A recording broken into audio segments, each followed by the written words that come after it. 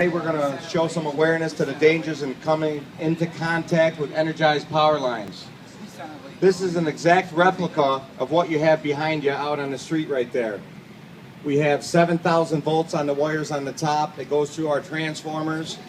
120 volts goes into your house. That's the same thing we have right here. We're going to energize this power line with 7,000 volts. It's going to go down through the tubs. That's our transformers. It's going to come out. 120 volts goes into your house. Today's helpers, volunteers, we have Tony Polly. I'll be nice since our boss is out in the crowd. I will not point at her, but she's out there somewhere. We have Joe Yakish, Mike Leonard, and Tom Owens. Notice the rubber gloves these guys are wearing. The rubber gloves are tested for 15,000 volts, the gloves and sleeves, and the stick is tested for over 100,000 volts. Without this equipment, we wouldn't get within 10 feet of these power lines. To energize our trailer today, we have a generator in back of our bucket truck. The generator produces 120 volts. We're going to backfeed our transformers up through the tub, and 7,000 volts again will come out the top. So the transformers work both ways. You put 7,000 in the top, comes out 120 at the bottom. You put 120 in the bottom, it comes out 7,000 at the top. All right, first I'd like to start with a household glove. We're going to energize the fence to 7,600 volts to show that the glove adds no protection. With no protection, you become a path to ground.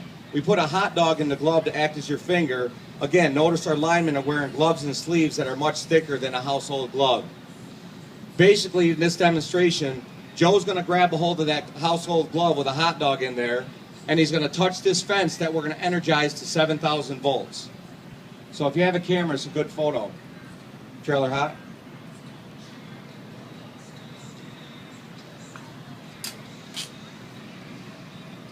Notice how the arc that comes out of the glove that adds no protection whatsoever to you. That's 7,000 volts that would be going through your body right now. Almost guaranteed electrocution. Our next demonstration, we'd like to demonstrate the fireman's boot. We're going to use the fireman's boot and we're going to walk on 7,000 volts. Although the boot is made out of rubber, there's not enough protection against our primary voltage. Our gloves are tested before every use and kept in clean storage. The boot has holes in it and oil stains on it, making it very unsafe to wear on or near our energized power lines. So basically what we have right here is we have a fireman's boot. It looks exactly like this. Okay? It's not tested. It's not kept in clean storage. They walk on nails. There's holes in it. So what we're going to demonstrate, in this box right here, we have dirt. We're going to energize the dirt with 7,600 volts. And then he's going to walk across it. Trailer hot. This is a good photo opportunity here. Mike, could you energize all three, please? On this one, I'm going to have Mike energize everything to this transformer. What he's going to energize also is there's a light right next to him. That's going to be like your household light. Oh, 1 second. So basically, watch when a ground hits our system, what happens to your lights. There's also a street light right here with the 15 on it. That's a street light we're going to energize also. So watch that dim. Trailer hot.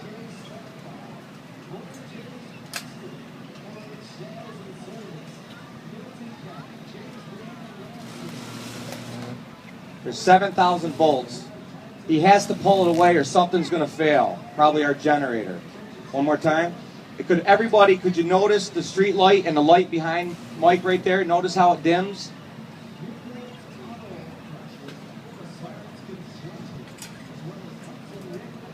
With storm season upon us, homeowners might want to think twice before removing fallen tree limbs. Although wood is not a good conductor of electricity, a wet tree could shock or harm anyone who comes into contact with it. Again, notice the linemen are using rubber gloves and insulated stick for protection. So basically in this next demonstration, we're going to show you what happens when a tree falls on our power lines. You do not want to go near it because electricity is going to flow down that tree to ground. And you do not want to become the path to ground. Trailer hot. What Mike keeps operating, these are basically like switches in your house or a circuit breaker. Notice the arc that wood draws. Also, Mike, could you energize both of them, please? Also in this demonstration, watch how the tree, when it falls on our power lines, you can watch your household light, which is next to Mike's hands right now, watch it dim.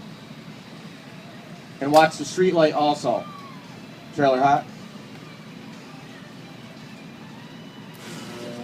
So that actually happens when a tree falls on the line near your house and your house dims. That's what's happening. And something eventually is going to give. Most likely a breaker we have in the system. Next we have is an aluminum ladder. This aluminum ladder is very conductive and dangerous near electricity. Anyone who paints or does home improvements should look up before they go up. Placing a ladder on a hot conductor could result in a fatality. Again, 10 feet of clearance must be maintained near our primary wires. So basically, in this demonstration, we're going to show you how the danger is not the guy on the ladder, the danger is the guy with the ladder putting it against the primary wires. Electricity will flow through that ladder, and that's going to be all right. That'll trip a breaker, but if you're holding onto the ladder, that's going to go through your arms, through your heart, and out your feet, and most likely electrocute you. Trailer hot?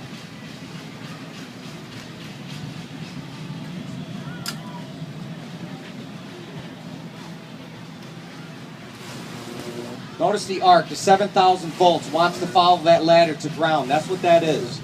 It's like a lightning bolt going to ground. So if anyone out there wants to do home improvements, just give us a call. We'll rubber up your service for you or disconnect your service till you're done. Telephone and cable wires may become wrapped around our conductors in storms. These wires may look insulated, but they will not protect you from our primary voltages. Do not become a path to ground. Maintain a minimum of 10 feet of clearance near our down wires. Notice the arc that is made when a cable wire comes in contact with over 7,000 volts to a grounded fence.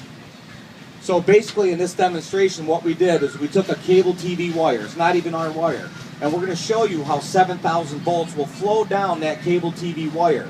What this is maybe in a storm, the cable TV wire got wrapped around our primary wires and is lying on the ground. We're going to show you why you shouldn't touch it.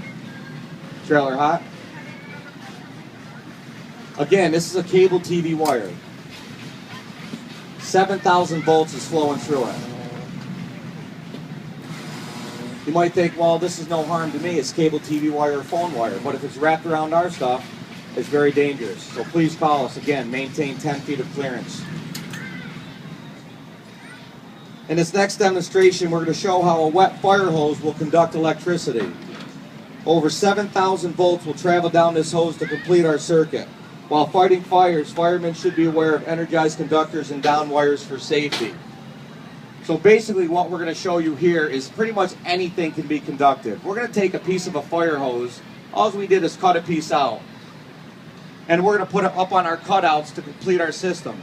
Mike is going to close that like a door or a switch or a circuit breaker. And we're going to show you how we close the fire hose, and it's going to pick up the house light and the street light in your house. Trailer hot? So basically in this demonstration to firemen, if you're fighting fires and our wires are down, do not grab a hold of that if the wires is on your fire hose. Even if you're 300 feet away, electricity will go all the way down it. Again, notice if you look at the light, trailer hot, if you look at the light, you got to energize that last one. This one right here, Mike. If you look at the light when he closes the door, watch how it lights up, and also the street light lights up. That's a fire hose. That's completing our circuit right now with 7,000 volts. So basically what we're showing here, if our wires fall on anything, it's going to travel down. 7,000 volts is a lot of volts. Right now, you see the street light lighting, you see the light in the house lighting, all through a fire hose. So it's very important. Any down lines, if they're down on a fence, don't go near the fence. If it's down on guardrails, don't go near the guardrails. For as long as the guardrail is, there isn't a distance.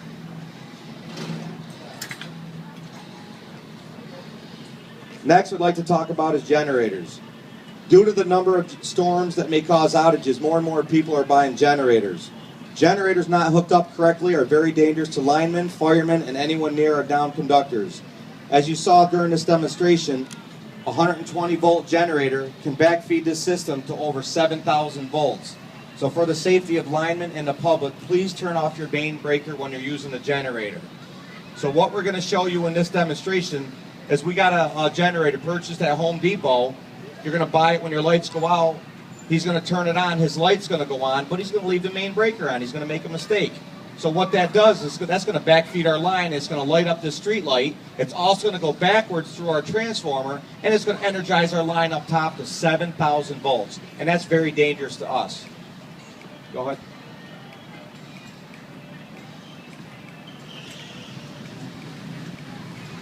So it's very important, if you have a generator, disconnect your main before you turn it on. Right now, he turned on the generator. He's got his light on, of course. That's why he bought the generator. Look at our street light. He just backfed the system. Now the street light is hot out on the line, and right now he's about to test for 7,000 volts above the transformer. It's hot. That's 7,000 volts. So your Home Depot generator just produced 7,000 volts when you didn't hit your main breaker. That is very dangerous to us. Due to fatigue, drunk drivers, and cell phones, we have a large number of hit poles. If our wires end up on your car, we recommend that you stay in your car until help arrives.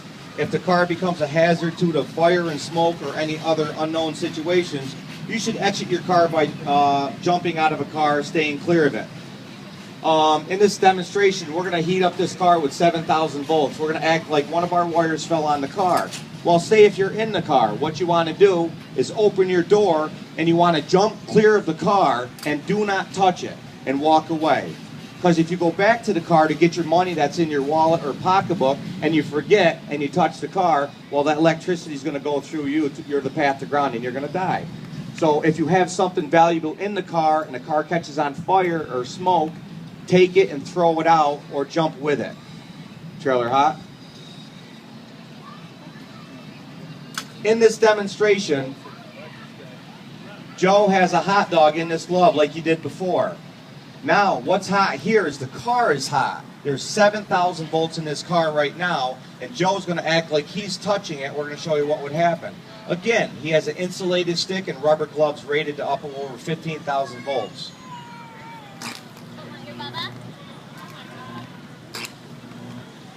So if you were in this car right now and it was hot, energized, what you'd want to do is you want to open your door and jump clear of it.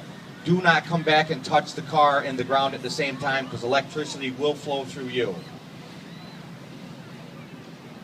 Last I'd like to talk about is animals.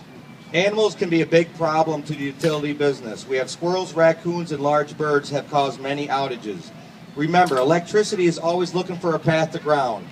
We'll now demonstrate how a squirrel becomes that path to ground and causes your lights to go out. Basically, a lot of our outages are animals. What they do is they get up on our transformers. The transformer is grounded. That's like standing on the ground. And the squirrel touches a hot conductor. So basically, the electricity goes through the squirrel, hits the grounded transformer, and the squirrel blows up. So like a bird on a wire. Nothing happens to the bird because he's not grounded. He's not touching the ground. Well, in this demonstration, that Joe has a squirrel here. It is not a real squirrel. We can't use a real squirrel.